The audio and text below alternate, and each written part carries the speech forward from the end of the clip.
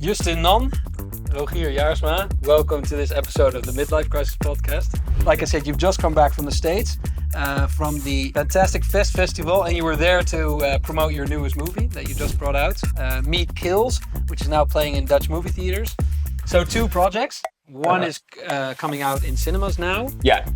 The other one, Spinoza, is, I guess you're in post-production now because you've done the We recording did the days. shooting in the summer of 25.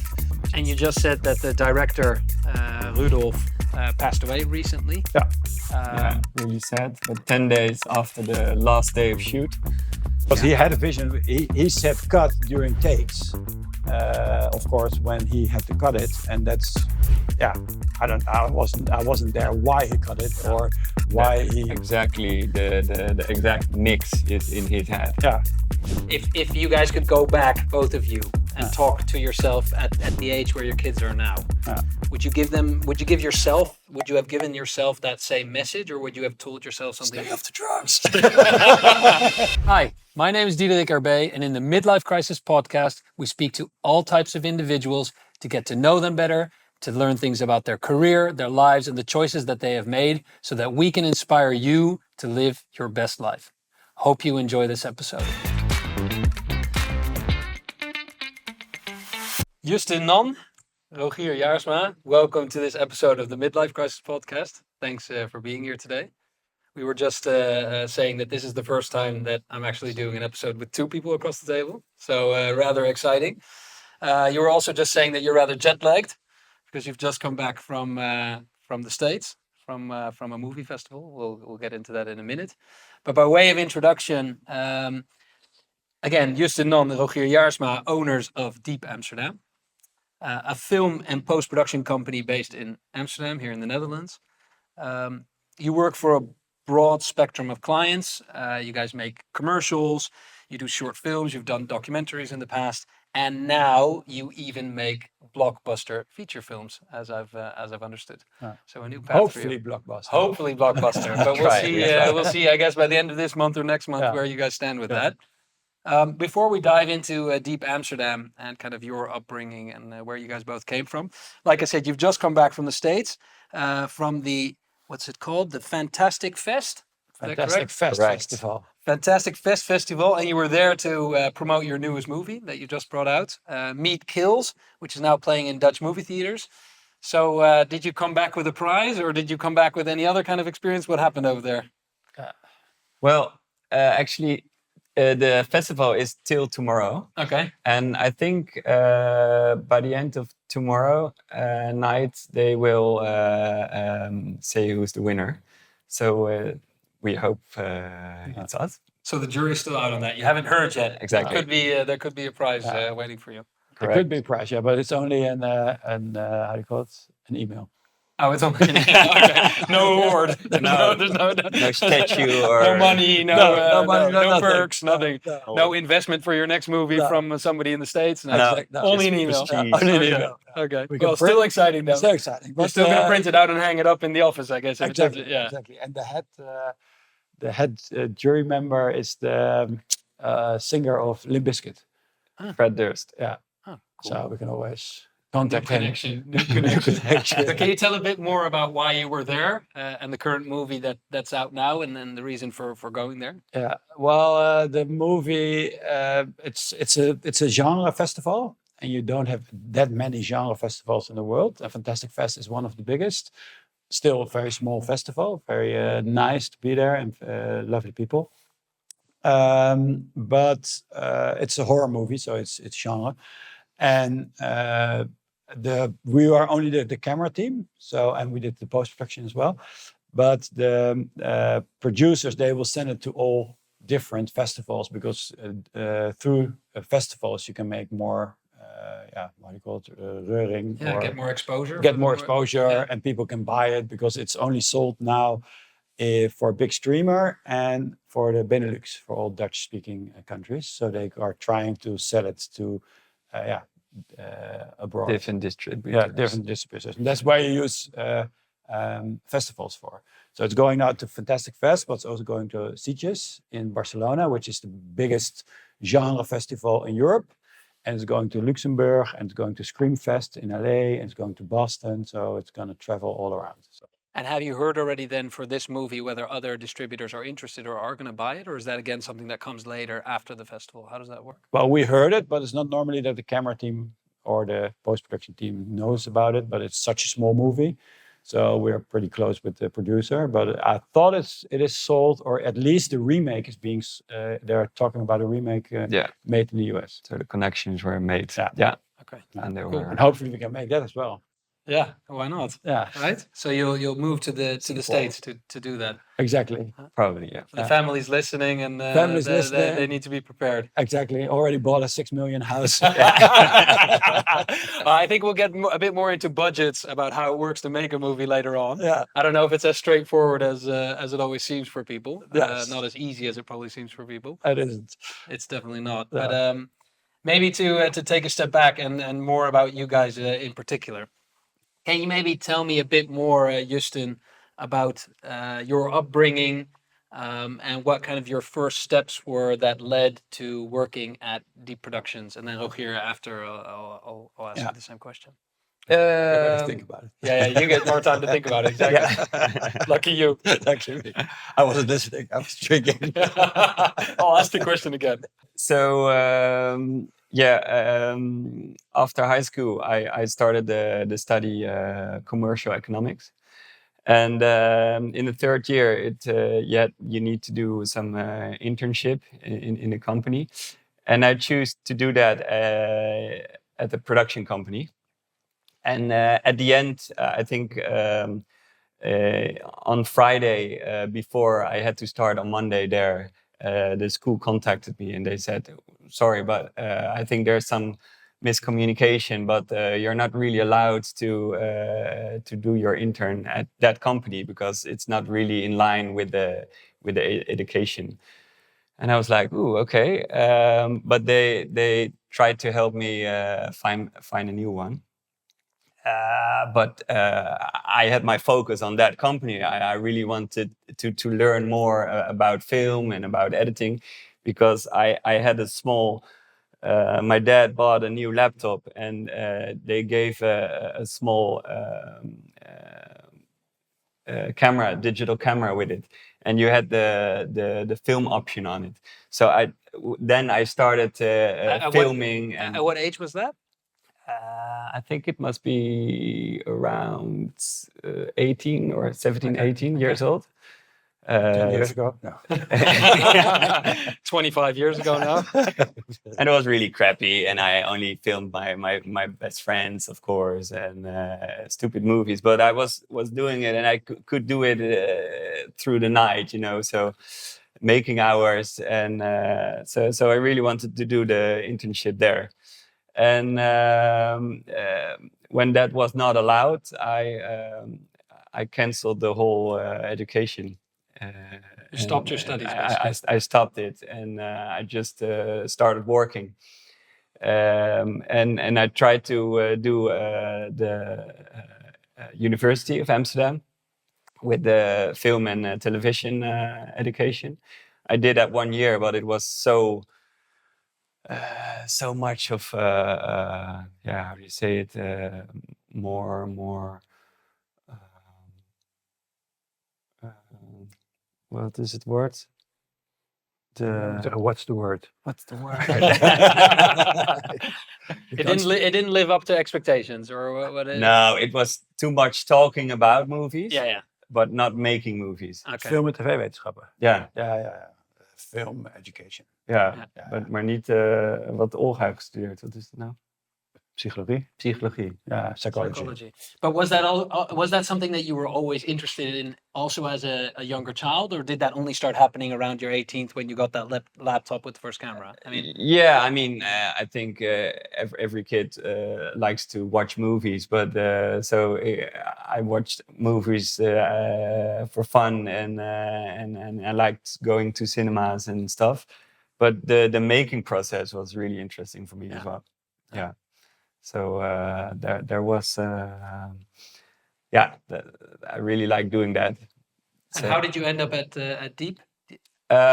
Because I also canceled my university. And I just started working. And if you start working in the business, you need to learn new people, and it goes from one job to another job. And then a production person who worked at DEEP already, they booked me for a job. And it As was a contractor. as a contractor, yeah. And I started doing that, and I was doing that from my.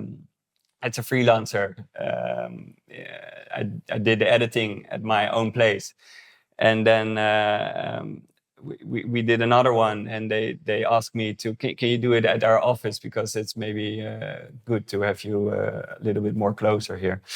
And then You met Rogier. Yeah. I met Rogier, exactly. And yeah. I saw his film about the opticien. Yeah, that was a killer. Yeah. And Rogier, can you maybe do the same? Can you tell me a bit about your upbringing and how you ended up Doing kind of this. the first steps into where you are now? Yes. Well, I've been a film geek since young, since very, very young. So I've always been together with my best friend, Eppo. We always went to the cinema when I was 12, 13. This was our thing to do. Going to the cinema in The Hague, going bowling. It's like a real American dream. Start off bowling, go to the fast food restaurant, and then to the cinema. So we always, we even stole, you had these postcards from film posters, and we had film posters all over in our rooms. But I always thought I want to become an actor. So I tried actually the acting school in Amsterdam, and I obviously didn't make it. But I came pretty far, and then at one point, they said, "Well, you're not good enough." Well, too bad for them. Yeah. And then I tried directing, and also auditioned for directing at film school and things. So I was always busy with this, and same as with Justin. At one point after 8 years of high school, I came in Amsterdam and I had to choose something. So I chose history, which was not the best choice. So after history, I tried to do a film and theater studies, which was also not the best choice. So I started off working at Sotheby's for a long time, and I was really into the arts department, and it was really nice. And then during my Totally unrelated to something you do now, but just a kind of a first step well, into it's a, not into really a job. unrelated because it's about imaging.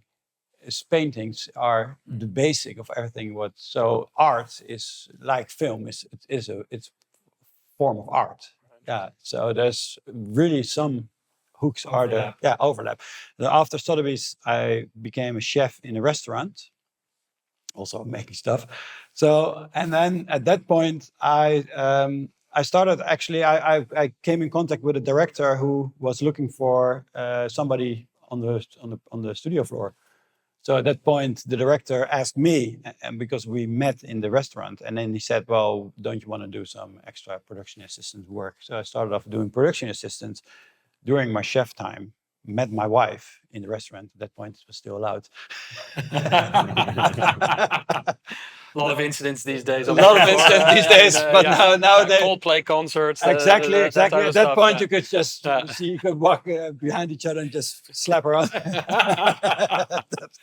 So met my wife in the restaurant, and I started off just by just doing it. And after working as production assistant, became a sort of semi directing assistant, and then actually started off with we had a third partner, Skip, was a school buddy of mine, and Skip and I started the company just by starting it. And I always had. And how long ago was that? How long ago did you start? That's 2000. In 2000, we started off the company, and it had a different name at the time as Deep well, right? Thought Productions. Deep Thought Productions. Deep Thought Productions, which is related to the book Hitchhiker's Guide to the Galaxy, which was our base. Your Bible. The Bible, exactly, the Bible. And nowadays they have the Babblefish iPhone 3 earbuds. That's the Babblefish from the Hitchhiker's Guide. Well, different story.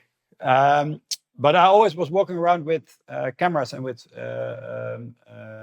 like old video cameras from my late grandfather. He had like this old video camera which you had the VHS next to you. So I was always making films, and I always had this analog photo camera. Even during my studies, I was always making pictures. I was always doing things. So it was all of this for me. It's like there was no other choice. If I could choose again a path, it would probably be the same. The only thing is that the difference would be I would be more dedicated to get a education up front. Yeah. Because this is a hard way to learn. learn, it. yeah. I did Solely some on the job. education in the US, of course, Yeah, because I can do a film, so I had some education, but it's like more master classes. And if I look at the people that are interns at our company at the moment, or old interns, they are so much prepared in the business than we were, because there was nothing, because I'm old, so there was nothing. I actually learned Photoshop because I had to how do you call it forfeit What's the word you're looking for? illegaal namaken. So Like fake parking tickets. Yeah. I Okay. made parking tickets with Photoshop and to park my car. And fake ID to get into the bar. I fake now to Yeah, get yeah. into festivals as a press photographer. Oh, yes. cool. We made them. Skip and I made them in the oven with plastic, and so we could seal them. Those were the days. Those were the days Those were with the days. Photoshop. That's how I learned Photoshop. This is just by forfeiting. Is the, Forfeiting. it's forfeit. So that's what we did. And I understood from Jeske, Justin, your wife, because I talked to her before the episode, that you guys actually grew up in the same village. But had no idea about that when you met each other, but that came out at a later stage, I guess. Exactly. Exactly, We have 10 years age difference. Okay. And even it took me 8 years to get my baby. We didn't make it. Still didn't make it. No. And the third partner was also from the same town? And that's Or- he's 2 years younger than I am. So I met him. Sorry, 1. So I met him when I flunked the 4th grade, and he came into my life, and then we became very close friends with 5 people in Wassenaar. Yeah. And we always we did crazy stuff. And then we started off living together in Amsterdam as students. Yeah. Just so And then at some point, the three of you were together in Deep Thought Productions. Yeah, Yes. so I was freelancing, and we did a lot of different jobs together. And What kind of things did you do? Because I said in my introduction, you guys did commercials for big corporates, but for different kind of clients. What type of work did you do as a most as a of the company? time we were making commercial stuff or music video clips Music videos, together, lots of music video clips. And then I was at the office, and at Deep Thought there were also working 2 producers, 2 ladies, and one of them they asked me to be my friend on Facebook, and she was also her roots were also from the same village, and she was like, "Hey, did you also had the high school on Rijnlands?" And I was like, "Yeah." And she was, "Oh my God, we're from the same place," and so that was Coincidence. yeah. coincidence. Yeah. Yes. But I think because that's near The Hague, and the people from The Hague, they have, I think, their own little, like, humoristic view of life or something. Yeah. So I think that was one of the matches as well. And you were just telling about the third partner that is now no longer with the company. No. I guess after many years of doing the work that you did, at some point there was a reason for the two of you to continue together. What happened there? What's the reason that you were 3 and are now 2? How did that end up? Yeah, mostly I think Corona. You heard about COVID? No idea. No, he was not allowed to wear a mask. So we had to exit. No, he was. There was always some struggle because at one point, Skip and I, we saw each other more than I saw my wife or my family or even my brothers or whatever, because we once calculated that I saw him since the 4th grade, like every day, because we had that's really true, because we were working like 60 hours a week. So I saw him every day. We were living together. We did our newspaper rounds in the morning together. We did like everything together. So we became some sort of a couple. Yeah. And that's why actually Justin came in, because before Justin, of course, became a third partner, Skip and I, we discussed this. And that was when I said A, he said B. When he said A, I said B. That was just, and even we still can go. We still can go along like really well. It became almost unworkable, and so Justin came as a third person just to give leverage in the decision making. So, like for example, if I yes said or A, no, and then So not that everything was an argument that led to Exactly. friction between you two, but there was somebody that and wasn't it was not like biased. friction; it was like brother friction. okay, yeah, It was not like the because Justin was, when Skip left, Justin was already 12 years, I think, something like that, partner. So it was not like the thing it worked, but it was like more like how brothers work together. Yeah. So that was when he came in. And then COVID came, and Skip was already playing with the fact that he was our clients were more or less separated. So it was not like the client was not like a client from the office, but more like a client from you as a person. So, for example, I was working a lot for Nick and Simon, the Dutch artist, and he was working a lot for Suit Supply. So at one point he said, well, I'm fed up with the whole thing. And Corona came, and he invested all his fed money. up with corporate assignments. With I think the whole thing. Okay. Like life. Yeah. In general. at that point. Midlife crisis. Okay.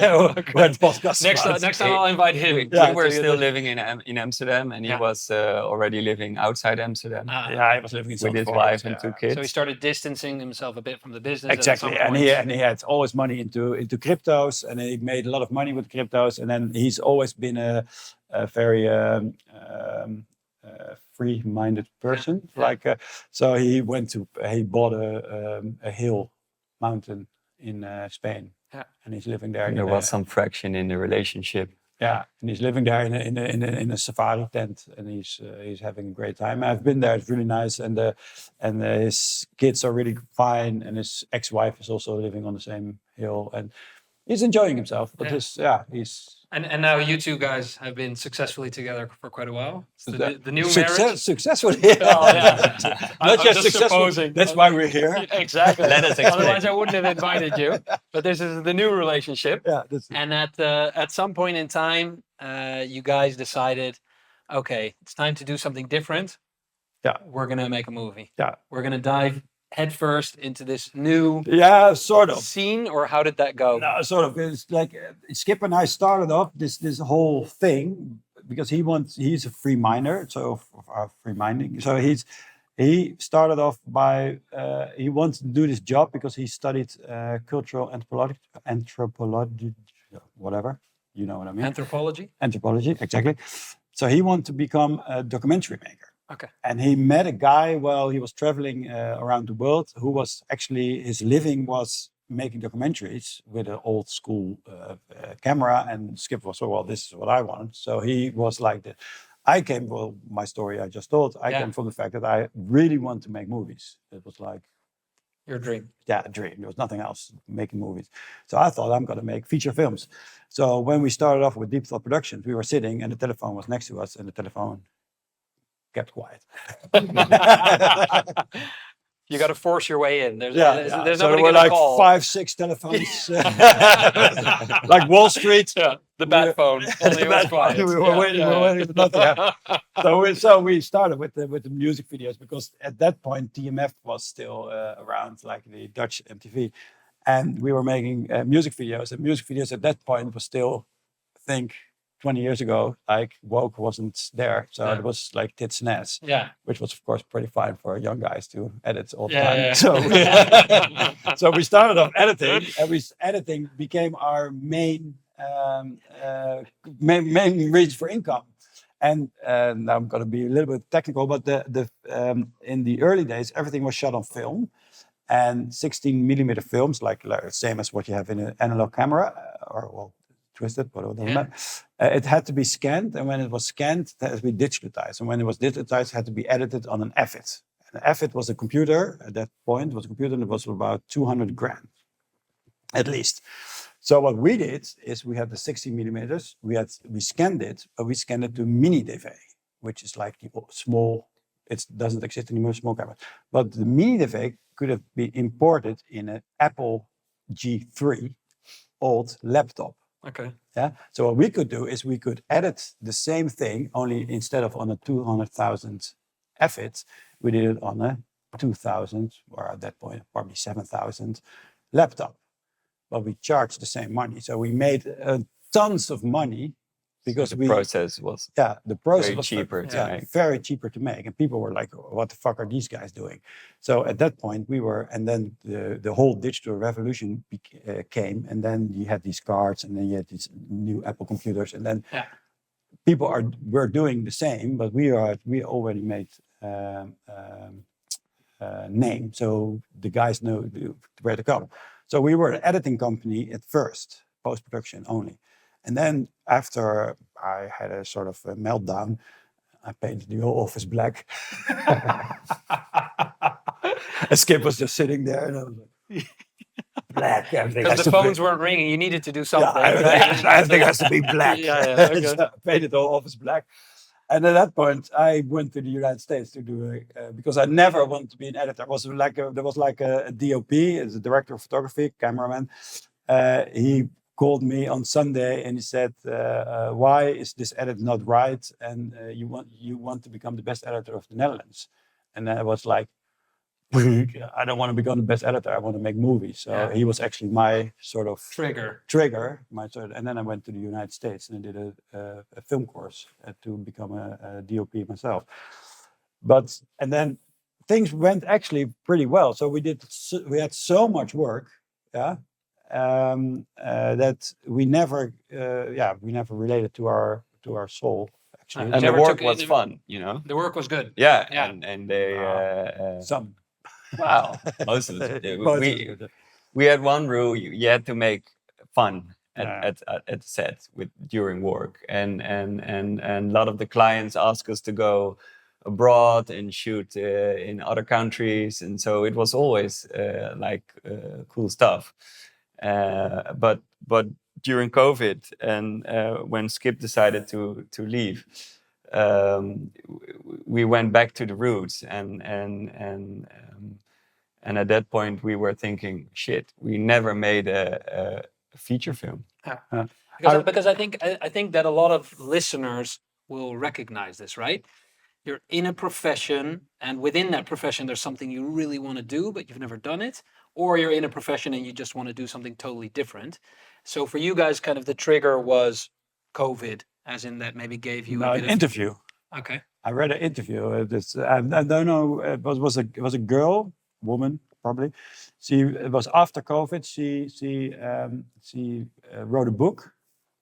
Maybe we can look her up. But she wrote a book, and she was working at the Zuidas, and she was working in a building with over 20 floors. She was doing her job for 10K a month, and she was like almost finished like in 2 hours a day. So her uitdaging, her challenge. Her challenge was every day to go to a different toilet on the different floor. It's really true, huh? And she had no challenge anymore. And then she thought by herself that I'm making tons of money, but I'm not doing what I was meant to do. What I was meant to do. And she wrote this book. And then we discussed and said, this is the same way. I don't want to die in whatever. With a regret. Whatever. No, not with a regret, but not with the fact that I'm lying in bed and saying, what have you done? Yeah, I've done, of course, this, but yeah. But this podcast is also very much about that topic, right? Yeah. So I'm hoping... That's how I brought it up. Exactly. So we're on exactly the same page. No, but I'm hoping with these discussions that people listen to this and kind of at some point in their life also take that chance, right? Or go do something where they actually... That's the only thing why you're alive. There's no other way why you're... This what do you mean? Can you say a bit more about that? What do you mean that's the only reason why you're alive? What is the reason why you're alive? I don't know. My brother To make films. No, yeah, for me to make films. For you, it's yeah, to make films. But my brother had a heart attack. He's 4 years younger than I am, and my mom said, "Be careful because you only, what's it? The Dutch, you only Live one. you only live once." Yeah, so he said only live once. And then my brother said he's an opera singer. He said, "Well, no, you only have one life," and that's a whole different way of thinking because you have to do what you want. You only have one life. Yeah. It's not you only live once, and then it's a regret. No, it's not a regret. You only live. You have one life, so do whatever you like. Like we have done so many different things, and we are now trying to give our company a new how do you call it? Yeah, we're A new purpose. No, a new purpose. brand, We're reinventing it. You're And then- reinventing we're yourself. working Exactly. on a mission. Yeah, we're working on a mission. But if you look at what we have done, it's every couple of years we were already changing and Reinventing yourself. Reinventing. It was video clips, and then when it became then we want to do like Heineken's, the big corporates. We made money out of it. Then we went to the small corporates like surf brands because we liked surfing, and we did. Then we went to all the NGOs. Yeah. So we've been traveling all over the world. We have been in refugee camps because a friend of mine, he was a war photographer. So I thought, well, I want to be a war photographer as well. That's And cool. yeah, and every time we're reinventing ourselves, and it's only because of the fact that we really wanted what we want. But it's funny that it works that way, right? That you need to go through those different experiences to end up where you want it to be. Because maybe if you had done that earlier in the process, well, you never know, right? It's always with hindsight. But you think that it was good that you went through those different stages together in order to be where you are now.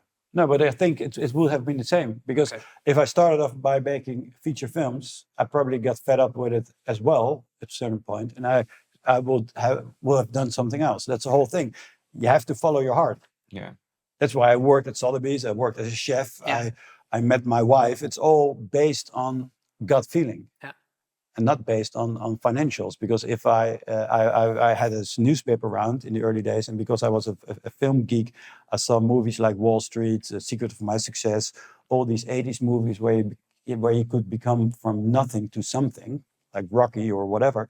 So I always thought I will become a millionaire. My granddad was a huge millionaire, like enormous amount of money. But I never choose this path. And same as with my brother, he became an opera singer. Opera singer, Yeah. which really doesn't make money. So people struggle with that, right? The notion of sometimes thinking that following your dream doesn't inherently mean you're going to make a lot of money. They need to evolve to a point where they realize that money is not the goal, but they actually need to do something that's going to make them happy. Yeah and no. Okay. Difference, because that's I think too easy to say, because money is a if you want to make money, you can have making money as a goal. That could be. Yeah. Yeah. So it's not like There's money. nothing wrong with that. You mean No, to there's have nothing that wrong with it. as We have done corporates. yeah. We have done tons of stuff. I also want to make lots of money with making films. Yeah. Yeah. Yeah. But you first choose to make films, and that then hopefully leads to making a lot of money. Yeah, more or less. Yeah. I hope you're enjoying this episode. Before we continue, a quick word about our partner and sponsor, Longevity. As we grow older, we all want to sustain peak performance, both mentally and physically. Longevity is a company that will do this for you by creating health insights and an action plan by which you can live your best life. So if you're interested, check the link below. And Justin, can you maybe say a bit about the two films that you're both working on now and that have just come out? So one is Meat Kills and the other is Spinoza. Can you give a bit of context to the listeners, as those were the first two projects where you guys have now kind of dived into? Yeah. So Roger actually met the Dutch director Rudolf van den Berg, who isn't here anymore, but we come to that later, I think. Yeah. And they were at the party, and he was talking a bit frustrated about a project who didn't came from the ground, that was a good point for us to say, hey, maybe we can jump into that project and make it, Help it. helping you, because we think we have a good. Like combination of technical camera department and post-production department to put in a project. And at the end, that was the Spinoza project. Okay. And he had a script. It was a big plan, a Dutch movie, and it was about 6 million, I guess. So it was really hard to finance, and we really went back to the core and try to make it a real plan to make it work. And but that was a process of about 3 years. Before you started shooting the film. Yes, Okay. yes, because he Lots of cups of rewrote. coffee. He totally rewrite the script, and lots of meetings, and the whole production we did with the 2 other producers, Jeroen and Sabine. And we formed a good team, but it was like a time frame of 3 years already. And last year, another producer, he knew about we were working on that project Spinoza. He asked us, "You guys want to do a side job, like a shorter movie?" No big budget, but I think you guys can really use this as a good like trial or learning process for your next project, Spinoza. And we jumped into that, and that was the horror Meat Kills. Vleesdag, which is now in cinemas in the Netherlands. Yes. Yeah. Well, tomorrow, but we can't say tomorrow because we don't know when it's airing. But it's tomorrow. For us, it's tomorrow. And that's a Dutch movie about a group of activists who are against the meat industry, and they break in a Dutch farm, and then a lot of things happen. Yeah, a lot of bloody things. A lot of bloody things. I just thought because we had a lot of meetings, and then you knew you were making the bridge to Meat Kills. That's why. Yeah. Meeting. It's a good bridge. Meeting Kills. Yeah. So 2 projects. One is coming out in cinemas now. Yeah. The other one, Spinoza, is I guess you're in post production now because you've done the we recording did days? the shooting in the summer of 25. And we ended in July, and we're in post production at the moment. And you just said that the director Rudolf passed away recently. Yeah. Yeah, really sad. But 10 days after the last day of shoot, he passed away. And how does that work in such a process when the Director passes away even before the film is actually done? How does that work? strange. That's strange. Yeah, we discussed this, of course, a lot of times already with people, and it's, I think it's if you say it in 2 sentences, it's you're missing a vision, but you're gaining democracy, which is a good and a bad way. Most of the thing is just like films aren't made in a democratic way. It's always most of the time the vision of the director. Yeah. That's why you choose a certain director. Yeah. It's his vision, and then he starts with bullying with the producers because more money, less money, whatever. This can't be sold with the distributors or whatever. So there's always friction between those two. In this case, we don't have his vision anymore, so we can't make it a real Rudolf van den Berg film. Of course, his vision is in the script because he was also the screenwriter, and his vision is in the directing. But the film has to come together during the editing. People say a film is made in the story is told in 3 different moments. It's actually it's written. That's one part. Yeah. It's recorded, and then it's being edited. It's not like some people say the film is remade in the edit, but it's not true because otherwise, if it's not written or it's not shot, you can't edit it. No.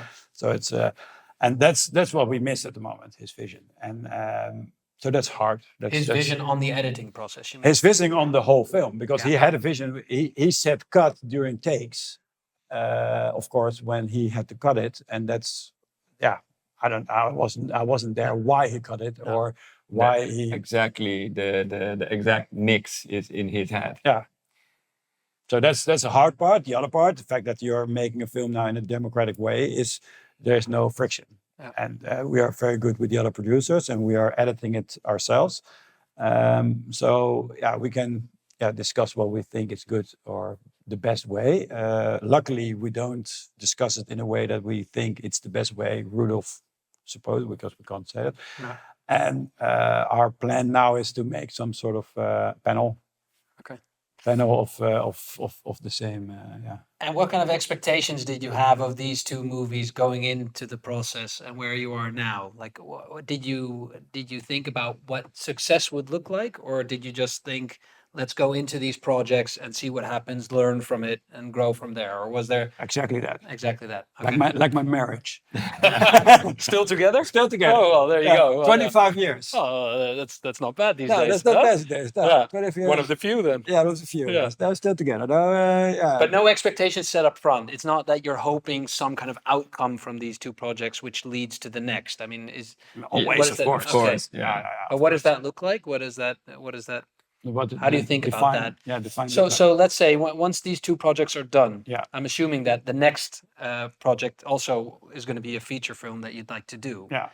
How does that work going from this with Vleesdag or Meat Kills obviously Yeah. being in cinemas? Does that help to then go on to the next project? How does that process work? Yeah, that's a good question.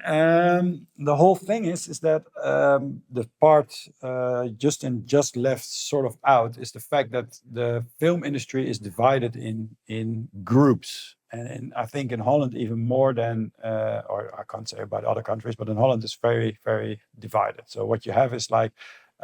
You have these guys that do fiction, you have the guys that do television, you have the guys that do commercials. Of course, there are some overlap because you can't make enough money in fiction, so you do some commercials, or the other way around. Commercial guys don't want to do fiction or whatever. But for us, we were like the young boys. Not allowed to pee at the big boys club because the fiction, the fiction guys are always the big boys.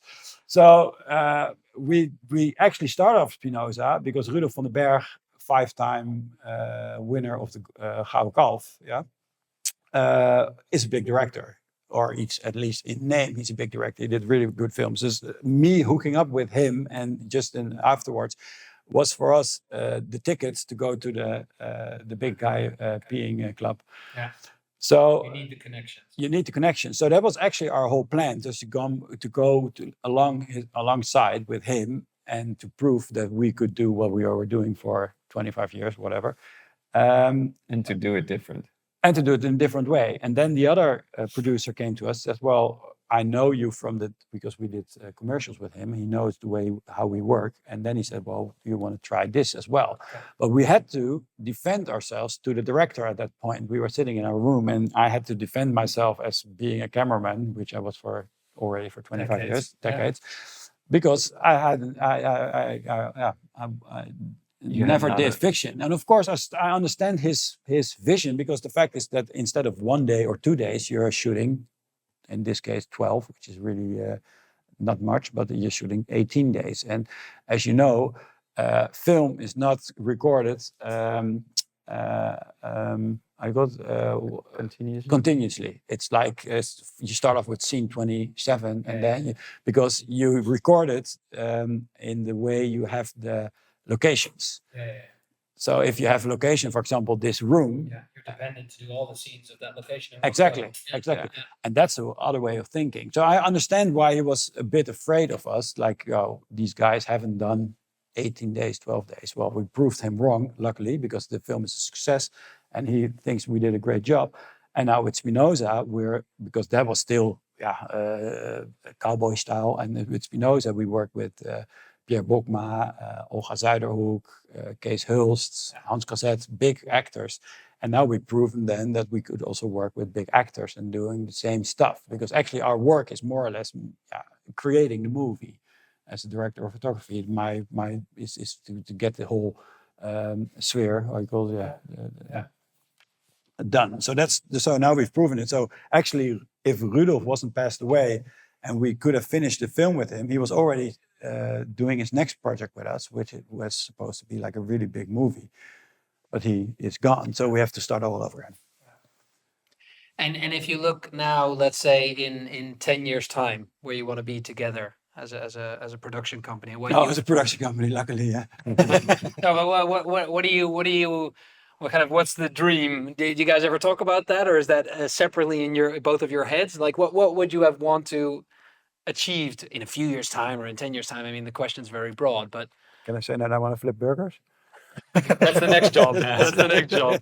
No, but for this one, like, I mean, it almost seems like, are you guys reluctant to talk about what's next, or what's the next big thing? I mean, is it going to the United States and making a movie there, or what is making money out of it. Making money out of it? Yeah, and Okay. instead of, because I was still thinking about the last thing I was telling about the money. It's not the real, because it was too easy to say that people don't follow the money or something, because money is You need to earn a living. You need to earn a living For your family. for your family, For and for yourself. everything. Yeah, for yourself. So it's not like, because I'm always busy with making money in a certain way. The only thing is what I'm trying to say is there are so many ways to make money. There's one episode in Friends which I also always remembered, is when Chandler had to quit his job. You know, Chandler never knew which job he had. he was like working somewhere, and then at one point he had to quit his job, and then he was like, I can't quit the job. And then they have about the fear, and that's the whole thing. Eh? That's if you watch John Cleese about creativity, the fear of that's actually what it is. The fear of failing. And people, it's not about the money. It's about daring to fail. That's what it's all about. Daring to fail. If you dare to fail, you do what you actually want. That's what I'm trying to teach my kids as well. Yeah. Dare to fail. That's the whole thing. If you dare to fail, you're coming further. Your learning curve is bigger. Yeah. If you're not dare to fail, you will never make it. It's not about money. It's We're about good at failing. Yeah, we're very good. So in 10 years, we hopefully don't fail anybody. No, we still fail. No, but in 10 years, always try to do what's in your path and what you like and what you like best. And of course, making money out of it. That's inherent in the whole thing. But it's Big projects, small projects. Learning. Meeting new people. But continuously learning, even now that you're Continuous 50 learning. or I don't know exactly 51. 51, Yeah. you're still open to learning and to trying new things. That's the whole thing. AI, everything. It's a wonderful world. The world's only getting. You can learn more. It's better. I wish I'm talking to my kids. I wish I could learn so much in your when I'm When I was that age. Yeah. So if you look back at your younger selves, and this is kind of in rounding off towards the end of the episode, because I think that you captured it very beautifully there at the end. I mean, if you guys could go back, both of you, and talk to yourself at the age where your kids are now, would you have given yourself that same message, or would you have told yourself something? Stay off the drugs. Don't experiment with drugs. Not too much. You only have a limited set of brain cells. Would you have given yourself any kind of message? I mean, that message of dare to fail, try things, learn. You, Justin, anything? Yeah, I think I had to think about the fact that from the point that you started studying, your parents are like, yeah, you have to study because it's important to have a good basis. And my dad is an orthodontist, and so he studied 10 years or so. But at the point I was quitting my university, he was like, "Okay, go do what you want to do. Go try to do it." And he's also really into photography, so I think there's something there. He was like, "Okay, follow your heart, and maybe you can earn some money with it. And if not, you have to go back to school, maybe." But and at the end, it's possible to make money of it and to do what you really like to do. So we always round the episode off with a voice message from somebody for our guest. Well, this time it's Justin. So next time you're here for the sequel, after 100 episodes, we're inviting you guys back.